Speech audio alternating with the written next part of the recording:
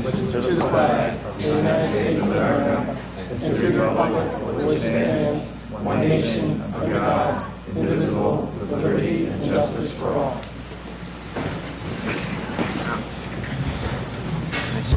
Hello. Good evening, everyone.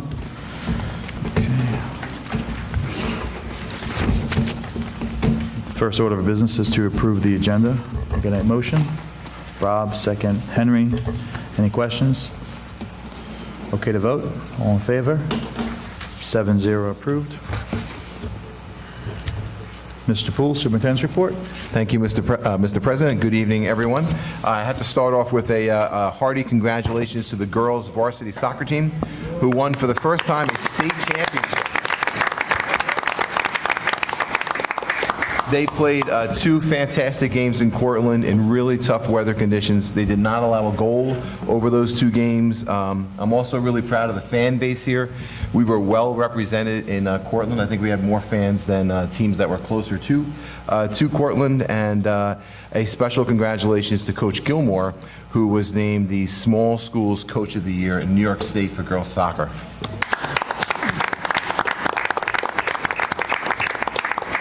So it's been a great athletic run with the state championship for boys lacrosse last spring, and just this weekend, congratulations to our varsity football team. They have now won back-to-back county championships. They played in really harsh weather this past weekend as well and held the opposing team to 1 offensive touchdown, and they're off to the Long Island Championship on Saturday at Hofstra. Go Wildcats, expecting a victory at that game, and cheering them on. I know at our next meeting, Mr. Passamani will be here recognizing all of our fall athletic teams and individuals and their accomplishments this past fall season. So last week there was a great performance by our high school student musicians in the band, the orchestra, and the choir. It was a full house.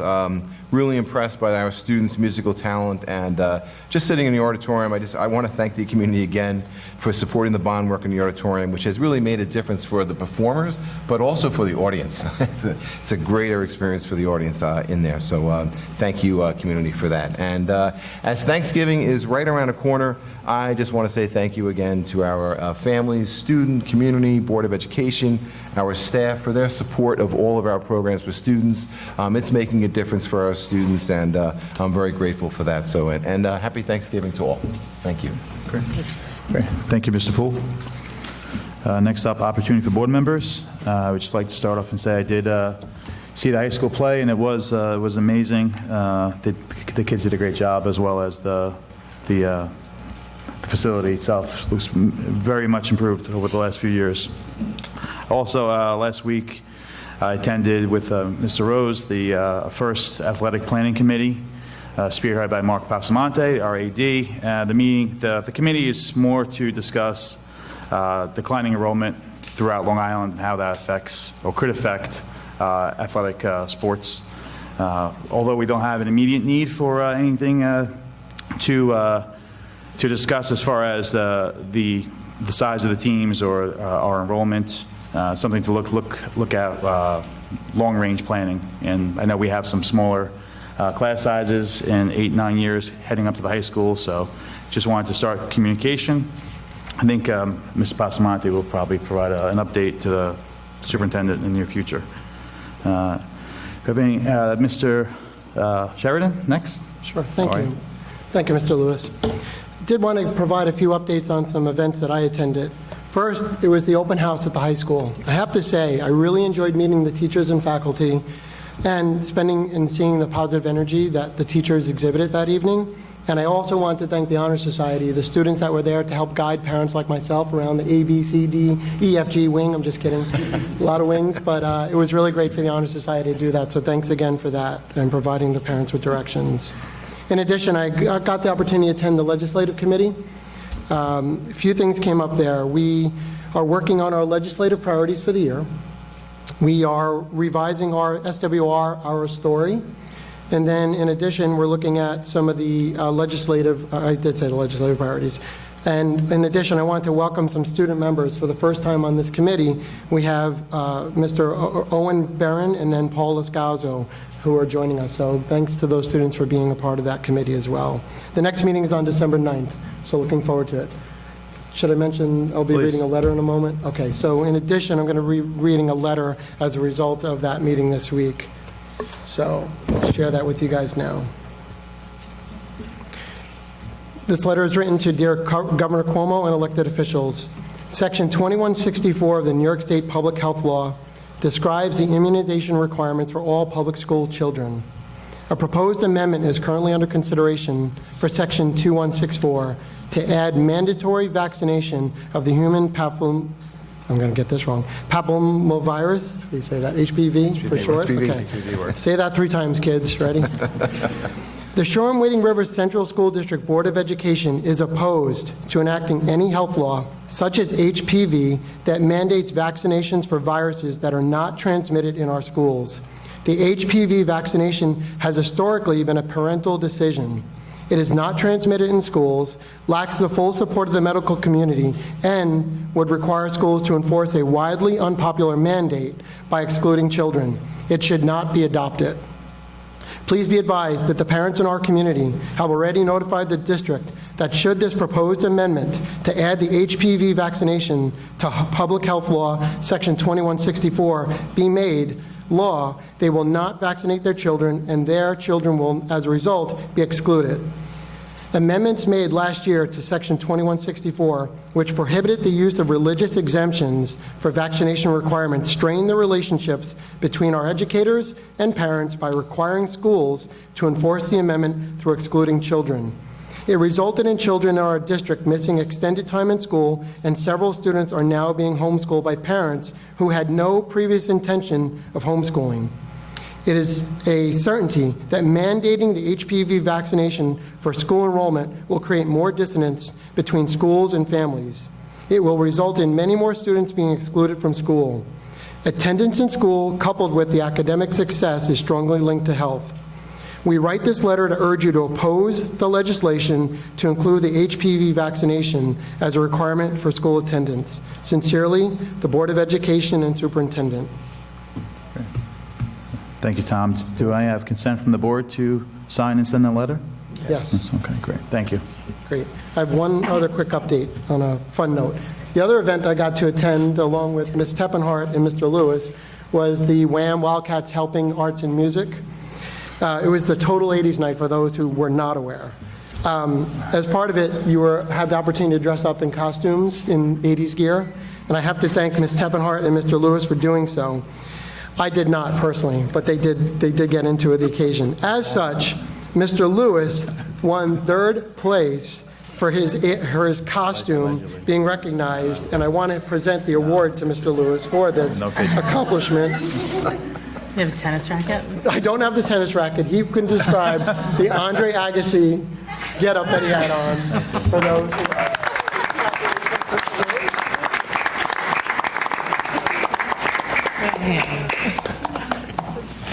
I have to say, it's great that we support the booster clubs in our community the way we do, and that was a great event to share. So thanks again. Thank you. It was a lot of fun. I appreciate the award. Thank you. Thanks, Tom. You're welcome. Thank you. Any statements from residents? No? Okay. We'll go right to reports and reviews. Wading River Elementary School presentation. Mr. Parnell?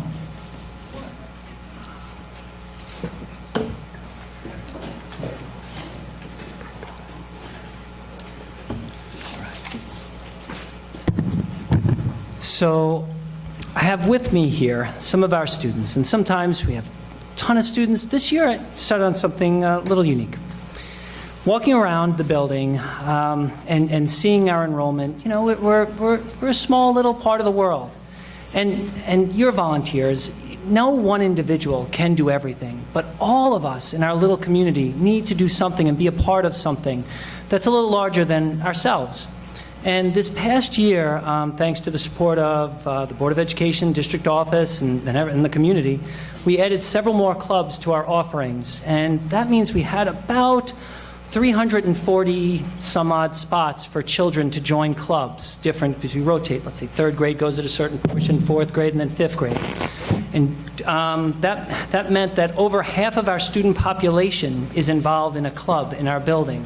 That is wonderful to see. And it's just like we want to build great sports teams, seeing the girls' soccer team, the boys' football team, all the other sports that are going on, the great stuff that our arts is happening, that's happening, building it all throughout. We want that to focus on our academics as well. So we have the Science Olympiads Club. And the advisor, Ms. Dana Schaefer, is a high school teacher as well, and she's running a club at the high school, middle school, and here. So it's kind of like a feeder program for the great science stuff that we do later on. Okay. And the real stars of this are the children right here. I walked into the science club the other day, and I've walked in a few times, and there's always something unique happening. But this last one, and I won't give away the thunder because you're going to describe what you're doing. This is in their own words. They wrote what they're about to say. So how do I say it? I'll let them tell it. It's a wonderful opportunity for our kids to spark that imagination. So with that, I have Keenan Barbero, Caitlin Maletta, Gavin Logan, Haley D. Simone, Cameron Gunther, Braden, I always have difficulty. Hockmouth. I tried. You told me. Hockmouth. Okay, good. Braden Hockmouth. I would have gotten really close. But anyway, let me turn it over to them. You ready, kids? Here in Hold on. Give me a second. Okay. Here in Science Olympia Club, we are growing basil, lettuce, and peas in the planting tower. Now, if you'll notice, in between, we have these planting towers at the middle school and some other places, the high school, at district office, you see that. To have the kids engage in this, if you want to find romaine lettuce, don't go to your store. That's what I've heard. Just go right here. I mean, it's amazing. We've examined insects using a microscope. For example, we've observed adult and baby mayflies and a worm.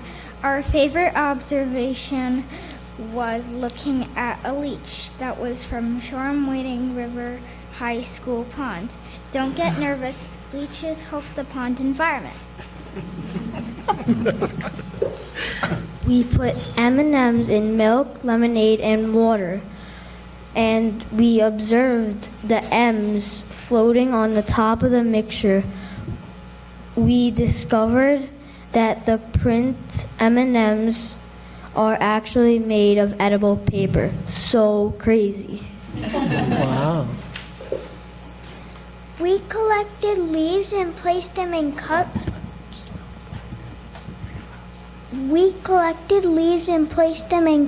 With water and food coloring so we could see if the color traveled in the veins of the leaf, also known as the xylem. Thank you so much for the opportunity of having the Science Olympiad Club at Wading River School. We have made a bunch of new discoveries in Science Club and are looking forward to making many more in our lives, thanks to you.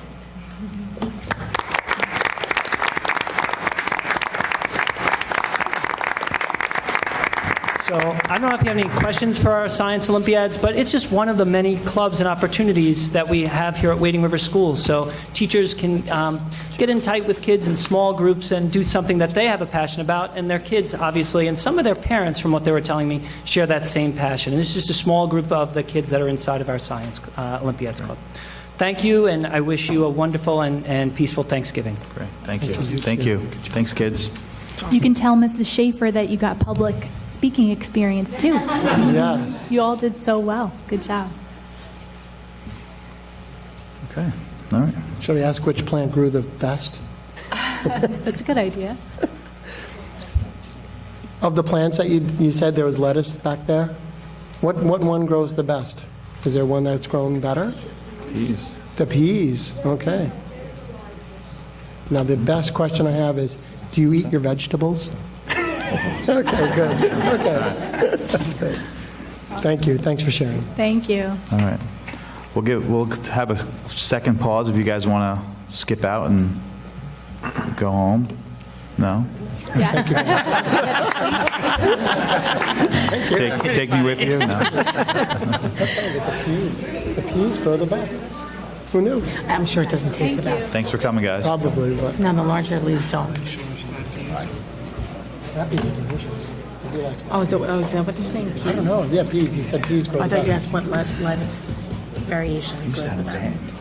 What are you asking now? Oh, he said, that, and I know that you wrote letters. He said which one of them goes the best. But I didn't know which goes the best. Can I just make one comment, Oh, please? sure, yeah. Thanks. Hi. Scott Ginther. I have a 6th grader, 3rd grader. I don't come to these. I am in the field. I just have to say, after 6-7 years in the district, kudos to whatever goes on behind the scenes. I don't know what it is. I don't want to know what it is. I'm sure you can stay for the next hour or two. But you're doing it right. From the sports to the plays to the music to the orchestra to the clubs. Keep up the good work. Thank you. Thank you. Thank you. Nice of you to say. Thanks.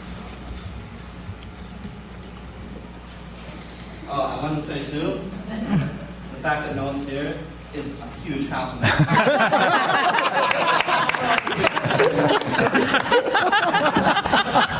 There's only 3 weeks till Christmas. People are busy. You're welcome to come back anytime. Okay. Very funny. Next up is votes and resolutions. First up, approval of minutes. November 12th, 2019. Absent is Mr. Smith. Can I have a motion? Tom, second. Rob, any discussion or questions? Okay to vote? All in favor? 6 opposed, 0 abstained, 1. Okay, approval of CPSE, CSE, and 504 meeting summary, memo dated November 14th, 2019. Any motion? Tom, second. Katie, any discussion or questions? Okay to vote? All in favor? 7-0 approved. Approval of Treasurer's Report, September 2019. Can I get a motion? Tom, second. Rob, any discussion or questions? Okay to vote? All in favor? 7-0 approved. Adoption of resolutions. First up, curriculum instruction and assessment resolutions. Okay to take them as a block? Yes, okay. The number is 1920-160 through 1920-166. Can I get a motion? Megan, second. Katie, any discussion or questions? Okay to vote? All in favor? 7-0 approved. Okay. Next up is the Human Resources Resolution. Okay to take them as a block? Okay, this section is numbers 1920-167 through 1920-172. Can I get a motion? Henry, second. Katie. Any discussion or questions?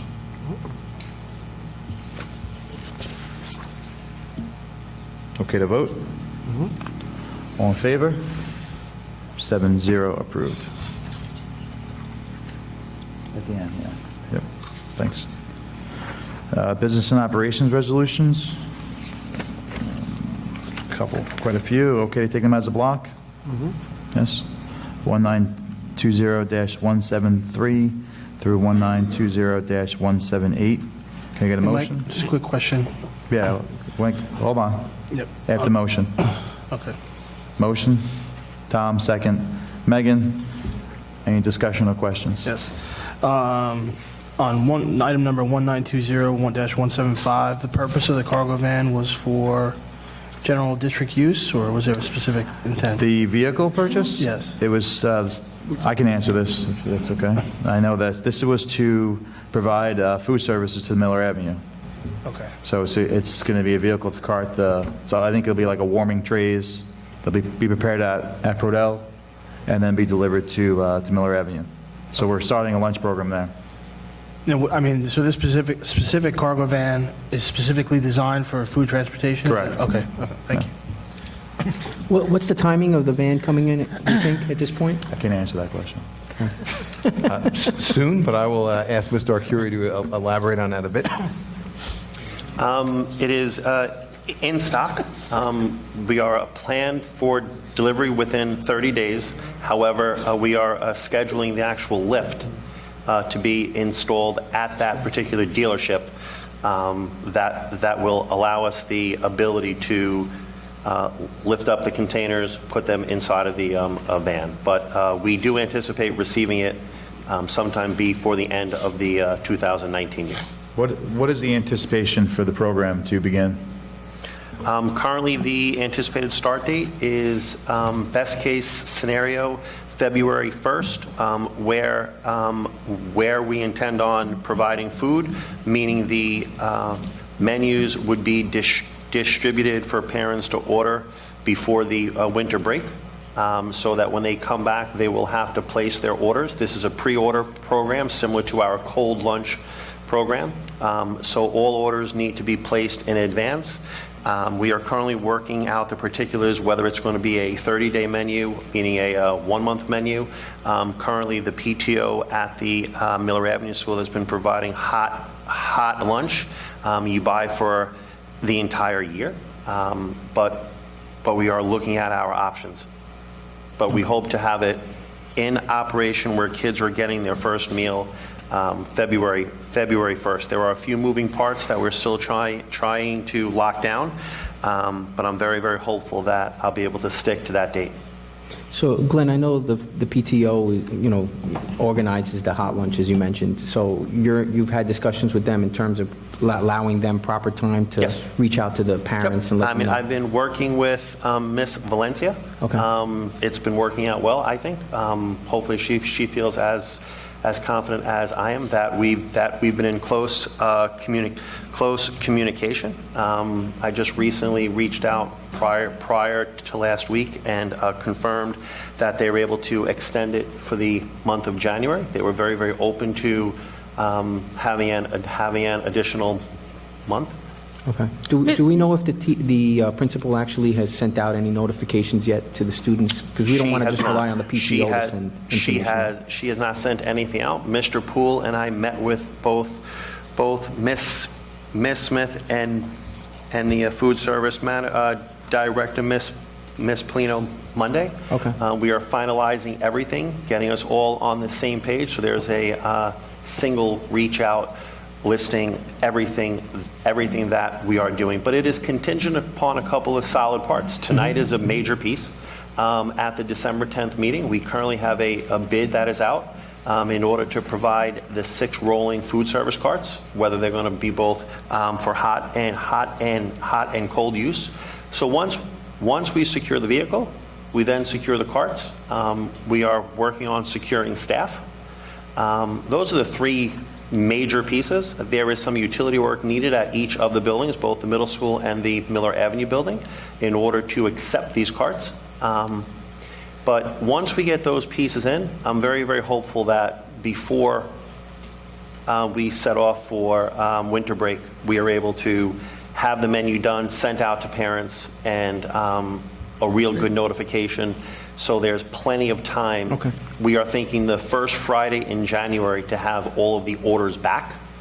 The hardest process right now that we're looking to finalize is the ordering collection of money process. It is a pay in advance program, and to find the right, I still call it an order entry program, but it isn't. It is a purchasing program. So it's not like My Bucks like we have in this school, Right for now, instance, right? putting money on the My School Bucks account allows for the students to come to a point of sale terminal to make their purchase.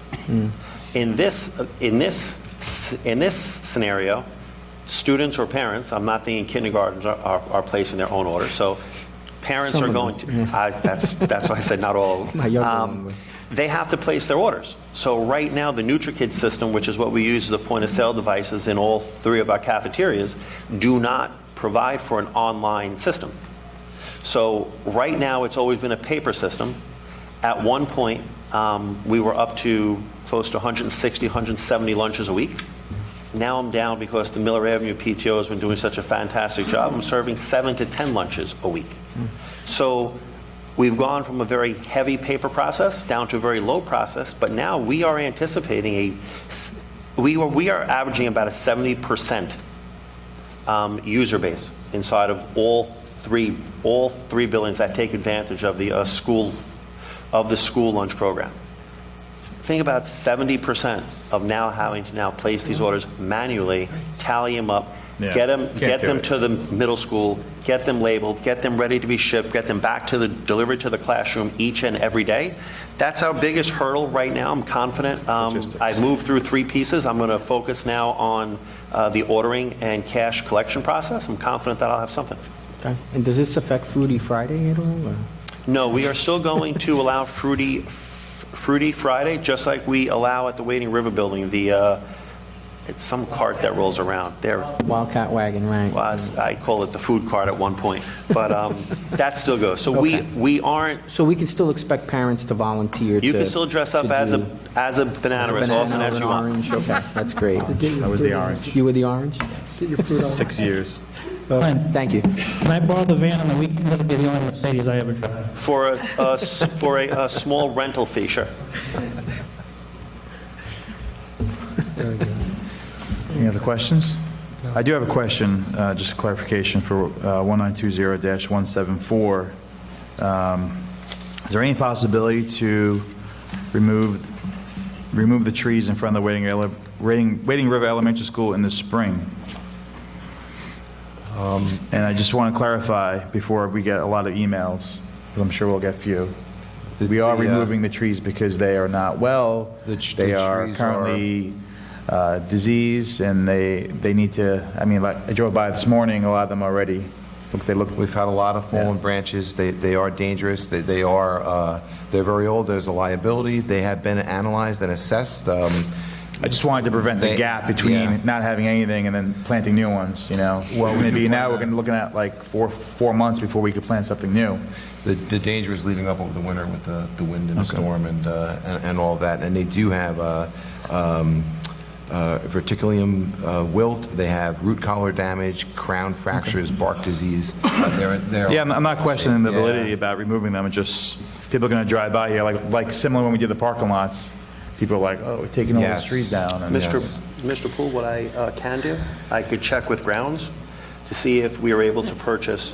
Trees are deciduous, so they're in their dormant stage now. If any garden center has them, we could plant them in between the current Norways. So we just won't, because we will never be planting a tree back in its existing spot. Right. So maybe I could plant in between now, because trees are as long as a nursery has a tree, you could actually plant them now is fine. That's my only thing that I could possibly try to do to help. I'm going to get the emails, you're going to get the phone calls, so. Do you think that could be like a cost savings as well, since it's out of season? When it comes to deciduous trees, they're. Okay. We are very, very, as a government entity, we get really great prices on trees. So it's not, I'm not saying it's going to be a cost savings. Our staff will plant them themselves. It's just, we would have to move very, very quickly before the ground freezes, assuming I don't know if the inventory is going to be available. I haven't been to a nursery yet in this fall, so I don't know. But that's the only offer that I could possibly make we should take the trees down, as Mr. Poole said, because the winter weight just damages the branches more, so. Okay. And those trees are on our property, not the town? They're our property. Okay. All right. Any other questions? Okay to vote? All in favor? 7-0 approved. I'd like to take this opportunity to thank the NASA New York Space Grant at Cornell and Riverhead Building Supply for their monetary donations to offset costs associated with the district's participation in the Student Space Flight Experiments Program. I'd also like to thank the Wildcat Athletic Club for the 3 climbing ropes to enhance the Shoreham-Wading River Wrestling Program. Okay, next up is personnel. Can I get a motion? Tom, second. Rob, any discussion or questions? Okay to vote? All in favor? 7-0 approved. Any further communications? Discussions? Oh, there's one discussion item that Discussion item. Go ahead. recently in the paper, it was identified that National Grid and the governor came to a settlement. Yeah. There's also, I believe, a monetary fine of $36 million that the governor has placed on National Grid to offset some of the costs and the burden on some of their customers. I know we had a a recent change order that we had to approve in order to have the high school cafeteria be operational for September 1st. And talking with Tom as well and the other board members after the article came out, can our legal counsel pursue the documentation that would be required to recoup those costs? I think we can. It's not clear yet, though. It sounds as if the governor in that deal is going to have a New York State appointed monitor, and some of this is going to go through the Office of the Budget and the Public Service Commission. So it could be that there's an application process for somebody who has a complaint to submit that complaint, which we clearly do. Right. If we can't pursue it that way, we will absolutely pursue it legally. We had a significant cost to get the kitchen up and running, but I have reached out to one of our legislators to see if they have that answer for me. Is this going to be an application process? Yep. And if there's no answer, if we can't go down that path, if there's no submission portal, then we'll go down the other path with council to see if we can recoup some of that $36 million back here for the money we spent on propane tank installation and pipe work and fencing and bollards and all of that to get that in place. I believe only there's $7 million out of the 36 that's designated for that purpose. Well, the fine was $36 million, right? That's right. So $7 million was allocated for the purpose of customer. Right. Okay. Yeah, I just think we will try to get first in line. Yeah, so that's why I'm saying if we could submit early. I think ultimately we were unfairly treated as a result from National Grid's moratorium, and I think that we should, as taxpayers and being bureau, we should pursue it. And just to be clear, it's not $7 million. That's how much is available to all the customers across. That's right. Yeah, I just don't want people to think that we're we could get $7 million. It's not that dollar out. No, it's not a big of a gravy train. What is the process as far as getting National Grid to come in and change over to natural gas? I'm going to ask Mr. Arcuri to address that. I believe it's a change order for the header, but Mr. Arcuri? Yes, I had started that process earlier today. I had, right after I read the article that had come out late yesterday, I had reached out to the architect, requested 2 different PCOs, one of them for the outside work, which would be to connect to the newly installed gas line, and then a PCO for the inside work. The inside work would require the equipment to be converted from LP to natural gas, as well as reconnection to the natural gas, to the new natural gas line by disconnecting from the propane line. So that is the work that would be needed for that. Glenn, would the work being done on the appliances, would that be through a certified appliance technician? That would be through the same people that installed it. Yeah. That's why it would be done right now. It would be ideal to make that conversion so that the contracted, first off, it is ideal to get the plumber who ran the natural gas line hooked up to natural gas to make sure that everything is fully functional, fully operational. As for using the plumbing contractor to do the connection or disconnect from LP connection to natural gas, it's about a 6-inch piece of pipe needed to disconnect one, connect that, and for our general contractor to use the kitchen contractor to have this certified. Yeah, we don't want to avoid a warranty, an existing warranty. So it would be ideal to do that as quickly as possible. But I did reach out earlier today to obtain proposals for that work. Hopefully it'll be available for December 10th. We can begin that process. What would be the anticipated downtime? I mean, is it ideal to do it over Christmas break? Are we looking for? I don't know how quickly National Grid is going to come out and National Grid right now. Provide the meter upgrade, right? That's what I've been talking to them since this started. I've been dealing with them every 2 weeks. So this is not something. I've been in constant communication with them. They understand the position that I have outlined to them. I did not reach out to them today. Okay. But they were averaging 6 to 8 weeks, according to their website, according to the news. And the original gas service was already designed previously. We had to, as a result of this, to go to propane. So the change order that's being presented now is exclusively just for the workmanship associated with converting back from propane to gas, right? No, it is one other piece. It is in order to connect to natural gas, we need a larger meter. The larger meter requires a larger pipe from the gas header to connect to the new natural gas line that runs on top of the roof to the kitchen. So there's a small amount of work outside to accept the new gas meter, Okay. because it's a larger gas meter, so it can't But run the on... design Yeah, aspect It's of not it. part of the change order, because that was already in the base bid, correct? No, but they made the change to natural gas.